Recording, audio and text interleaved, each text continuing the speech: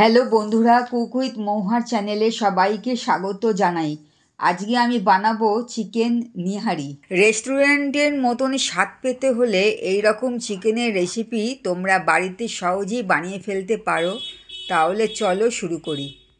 প্রথমে মিক্সিং জারের মধ্যে 1 ইঞ্চি আদার টুকরো, 8-9টা রসুনের কোয়া, 2টো কাঁচা লঙ্কা, 1 চামচ ভাজা মৌরি, 1 মুঠো ধনেপাতা দিয়ে একটা পেস্ট তৈরি করে নিলাম।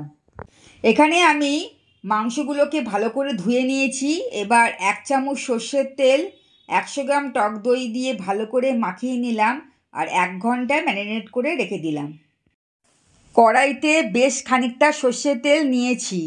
এবার 2টো ছোটো এলাচ, 4-5টা গোলমরিচ, 1 চামচ সাজিরে ফোড়ন দিয়ে অল্প নেড়ে ম্যারিনেট করা মাংসটা তেলের মধ্যে হালকা আঁচেতে 5 মিনিট ধরে ভেজে নিলাম।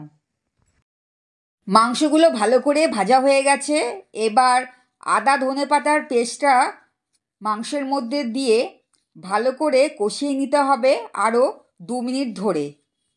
এর মধ্যে এবার করে রাখা বেরেস্তা দেবো, 1 চামচ হলুদ গুঁড়ো, 1 চামচ ঝাল লঙ্কার গুঁড়ো আর 1 মুঠো কাজু বাদাম পেস্ট করে রেখেছিলাম, সেটা দিয়ে আরও 2 মিনিট আমি কষিয়ে নিচ্ছি।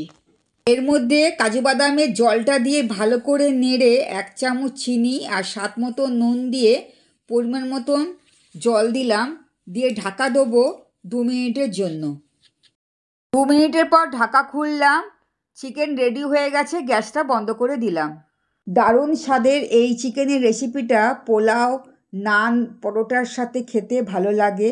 আমার এই রান্নাটা যদি তোমাদের ভালো লাগে তাহলে লাইক, শেয়ার, সাবস্ক্রাইব করতে ভুলো না। পরবর্তী রেসিপিতে আবার দেখা হবে। টাটা।